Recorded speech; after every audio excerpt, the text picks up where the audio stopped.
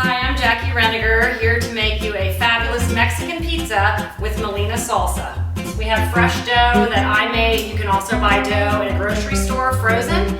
I have chicken that I put in the crock pot last night with a jar of Molina Salsa, let it cook all night.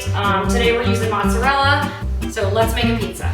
All right, so here we have our dough. The first thing we need to do is cut a piece off of it and shape it into whatever shape we want. Very simple. If you have a large rounded dough like this, you just cut off. It's about a handful of dough.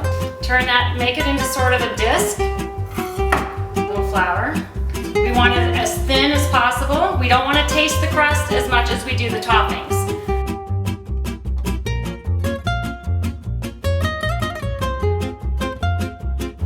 Your oven has to be preheated with a pizza stone in it at 550 degrees for an hour. If you don't do that, your dough is going to stick to the peel. Very important, most important part of making a pizza is the heat of the stone. Lay it on here, and as you can see, it can slide around pretty easily.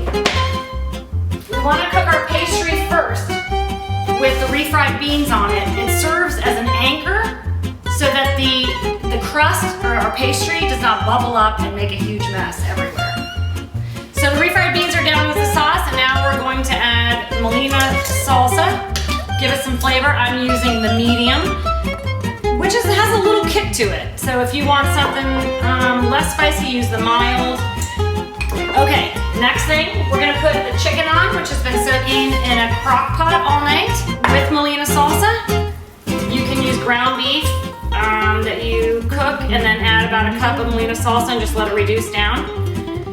When you're ready to put your pizza in the oven with your pizza peel, you gotta commit to it. If you don't do it fast enough, it's gonna stick to the peel and you're gonna have a gloppy mess in the back of your oven. Best thing you can do, just commit to it and put it in there. Here we go.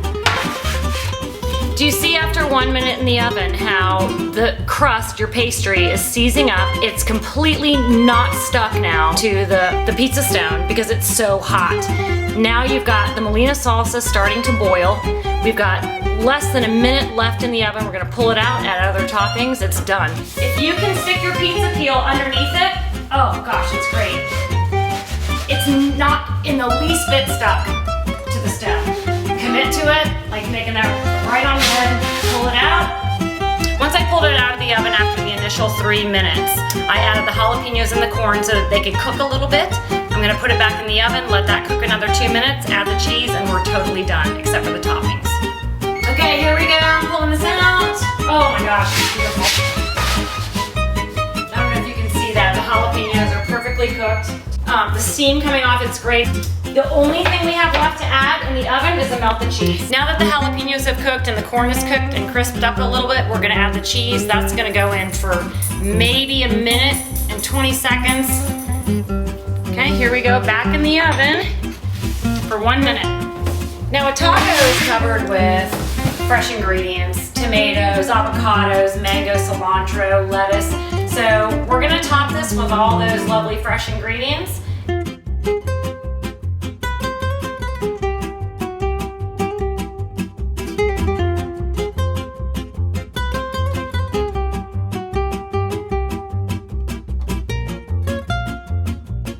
So the last thing to do is enjoy your creation. A little pizza, a little wine, a little Molina Salsa, all is good. Check out the full recipe on molinasalsa.com.